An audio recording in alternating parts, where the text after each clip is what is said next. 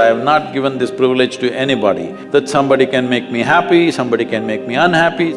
Any moment we could be doing something wrong, so we listen to everybody. But what they say will not determine how I am.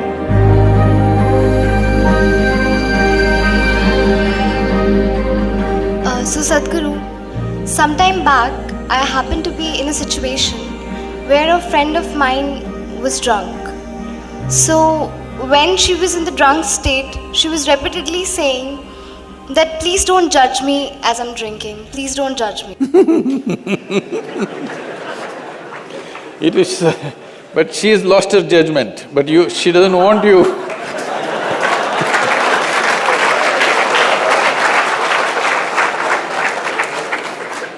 So my question is, whether it is alcohol or not, in life, why are we so apprehensive about being judged by others? And how can we not let this come on our way of being happy?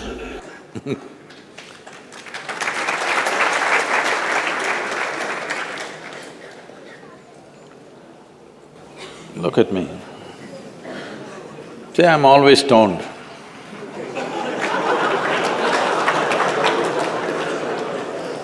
Never touched a substance, but always stoned. You can judge me whichever way you want.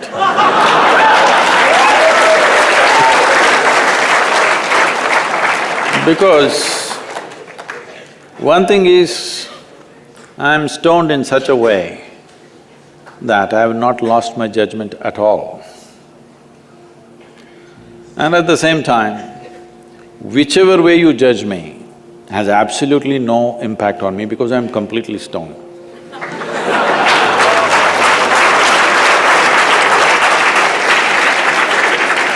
Having said that, why this consumption of alcohol and drugs is growing the way it's growing in the world is, this is because the heavens have been collapsing.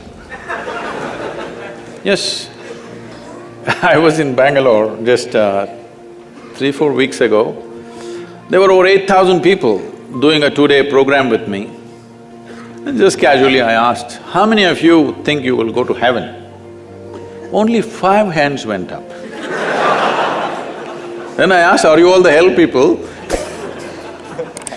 No, it's just that both heaven and hell have collapsed in people's minds. This is the first time in the history of humanity that this many people in the world can think for themselves. Otherwise, your priest, your mullah, your pandit or a book was thinking for you. The first time that so many people can think for themselves. Or they're thinking right, thinking wrong, there are many issues about that. But they're thinking right, thinking wrong, but they're thinking. So all illogical things are naturally collapsing. Still, this generation has not fully walked away from it, still there is fear. They can't openly say, there's no goddamn hell or heaven.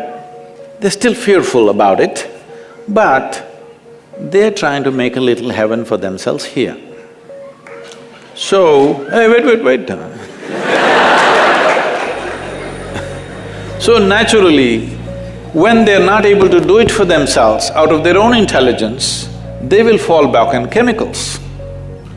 Today, just to take very affluent societies, because every society is aspiring to be like that, let's say you take United States, which is the most affluent nation on the planet right now.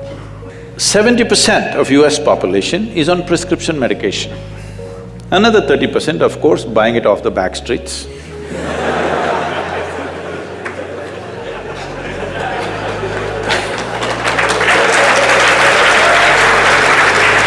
Most affluent nation, obviously affluence is not working. To be healthful, you need chemicals.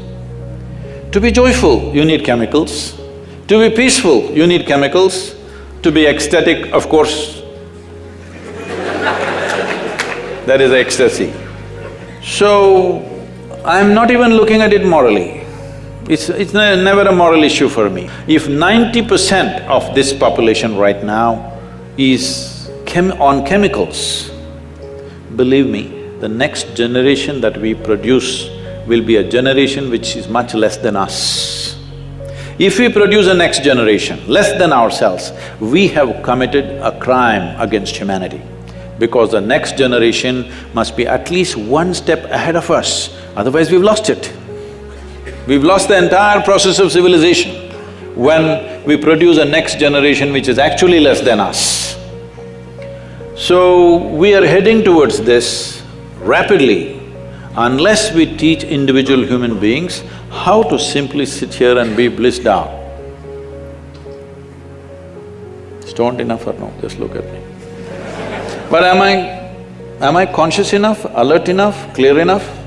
If there was a way to intoxicate yourself without losing your judgment, without losing your awareness, without losing your intelligence, it's a great thing. Intoxication is a fantastic thing. Only problem is, it takes away your judgment, it takes away your intelligence, incapacitates you. That is the problem, isn't it? Is it true? Ask anybody, you're not in the medical sciences, but ask anybody, is it true that this body here is the greatest chemical factory in the universe right now? The universe that we know at least? Only problem is you're a lousy manager. If you know how to manage this, you would be like me, always blissed out. Anybody can say what they want, anybody can do what they want. This is like this only. Because I have not given this privilege to anybody, that somebody can make me happy, somebody can make me unhappy, somebody can make me miserable. Right now, you are a consequence of other people's opinions. Where do you plan to go like this? Anybody can ruin you. You went outside, somebody told you, Shreya, you are the most wonderful human being we have seen. Then you were floating on that cloud, what number? What number? 9. Oh, in South we do 11. You were floating on cloud whatever number and you came home, people at home told you who you really are. And the cloud will crash. No. It's very important that neither this way or that way, we listen to everybody because we could be doing something wrong. Hello? Any moment we could be doing something wrong, so we listen to everybody. But what they say will not determine how I am. Never, ever. This you must fix and you must tell your friend when she's not drunk. Because otherwise she won't